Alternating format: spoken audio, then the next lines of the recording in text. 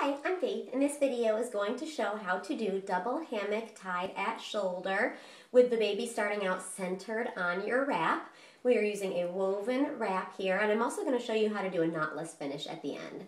So I'm going to use the hip scoop to get the baby on my back. Obviously, I'm using a doll for this video, and right now I have the wrap centered on his back, and when I hip scoot, I like to take the tail that's in back and bring it over my opposite shoulder, so it's one less thing to do later.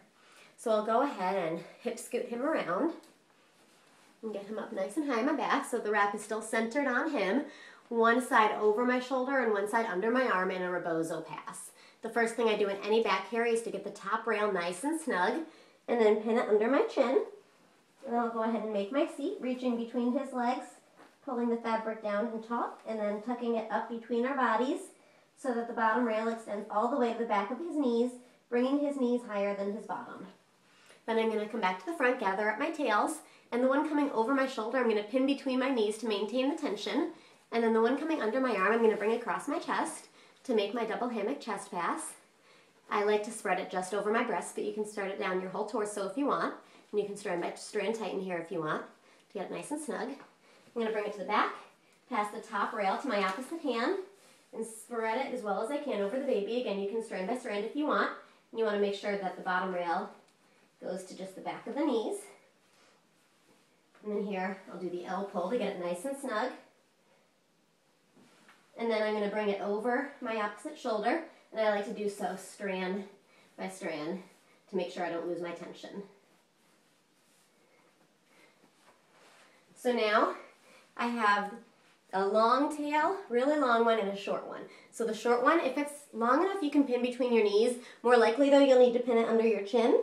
And then the really long one, we're going to take under the arm to the back and keep it bunched. We're going to go right behind the knees, over both legs, just behind the knees, pinning the bottom of the hammocks into place.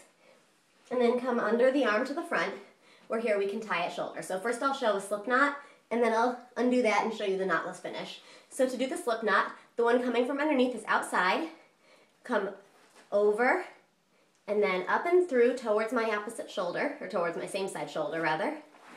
So first, that's the half knot. You can do a regular knot here if you prefer, but for the slip knot, you come straight down, under, and then I got my hand here in this loop and pull it right through the loop. So there's my slip knot to do the tied at shoulder way. If you prefer the knotless finish, you can go ahead, and the first step is actually the same. We tie the half knot the same way. So coming from the outside, we come over and then up diagonally towards the shoulder. And then for the knotless, we would then drop this one, let it hang, and this one comes across, same way, over, and then up and through diagonally. And then you just let it hang. And when you do the knotless, you can sort of bounce and tighten if you want. I like to tuck it back into my work straps just to get them out of the way, but you don't have to do that. And then to make it really comfortable, you can sort of spread it out so it's not diggy at the chest. And there we have it. This is double hammock tied at shoulder, or with the knotless finish, starting with your baby centered on the wrap. Thank you.